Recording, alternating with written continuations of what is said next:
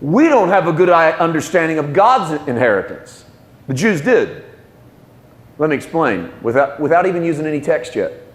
The Jews believed they were God's inheritance. Amen. We have no concept of God's inheritance. Right. And thus, it weakens our concept of joint heir. Because if we're joint heirs, we go, well, that's great, we're joint heirs. But we don't even know what we're joint heirs of. We know who we're joint heirs with, but we don't understand what we're joint heirs of. And so, though we get the concept, we don't know why it's a big deal. And so I want to bring to you today the fact that God has already laid out this whole idea of inheritance and joint heir, and that if you can get these concepts, and they're simple 1, 2, 3 today, if you can get those 1, 2, 3, I think you're going to be blessed. I want to take you to the only book of the Bible. Here's you a good little Sunday morning spark your mind trivia. Are you ready? I want to take you to the only book of the Bible that starts with the word God. Anybody? Anybody? Let's see it.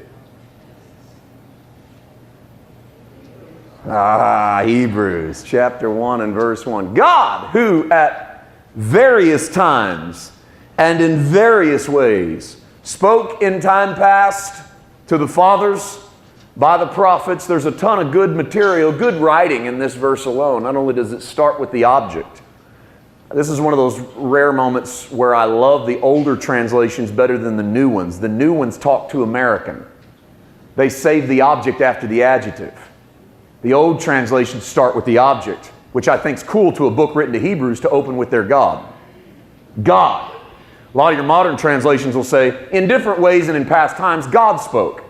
I like God right out of the gate. I don't know, call me old-fashioned. I just think it's cool that the book opens with the subject of the Hebrews' faith. God, who in various times and in various ways, the old King James, sundry times, a word that we've just basically taken completely out of our vocabulary, has spoken to us at different times and in different moments. There's actually a connotation here in the Greek, God, who in snippets, I like that idea, in little bitty, almost like the word nuggets. God, who in little nuggets spoke to us in times past.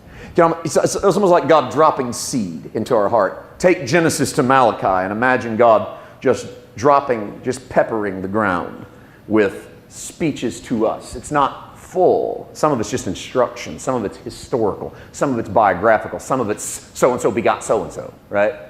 But there's also sprinkles in there of Jesus and sprinkles of grace and sprinkles of mercy. God, who at various times in various ways spoke in time past. Look, in time past. God's outside of time, right? But in the time past for us, God spoke through the prophets to our fathers. Now, please, I don't need you to have a great chronological idea of God left to right, but I just want you to get that idea that there's a big old block of time in the Old Testament where God is speaking to us from time to time through the mouth of men. That's how God communicates. That transitions to this verse too. Has in these last days spoken to us by whom? His Son. Please notice that now He has stopped dropping sprinklings of grace and mercy through the Old Testament, but now, at the time of this writing, He speaks to us very clearly through the lips of His Son Jesus. And so this tells me that God, when He moved into a human body named Jesus, had no longer the need to just sprinkle little mercy drops around us or falling kind of thing, but could speak to us directly through the lips of His Son Jesus, has in these last days. And that correlates back to what I told you during the announcements a moment ago, that the Apostle Peter said the moon will be turned to blood and the sun will grow black. He was talking about the last days of the old performance-based righteousness, and the author of Hebrews said the same thing. In these last days, He spoke to us by His Son. The last days of the title of the book. What's the title of this book? Hebrews. The last days of the Hebrew religion being used for righteousness. He has spoken to us by His Son, whom He has appointed, here's your key word, heir. Catch it? What's Jesus? Heir. Whatever heaven has, by rights, it has been appointed to be to the one named Jesus. He hath made Him heir of all things, through whom He also made the worlds. Bad translation. The word worlds is not cosmos, which would be world. The word worlds here is eon, which would be age. And so the author is telling you, in these last days of an age, the Son hath appeared as heir of all things, and through Christ God made the ages. And so you and I are in an age now, an age of grace, and this age has been pre-appointed by God, thank God for it, in which we rest with our heir. I hope you can see where we're going.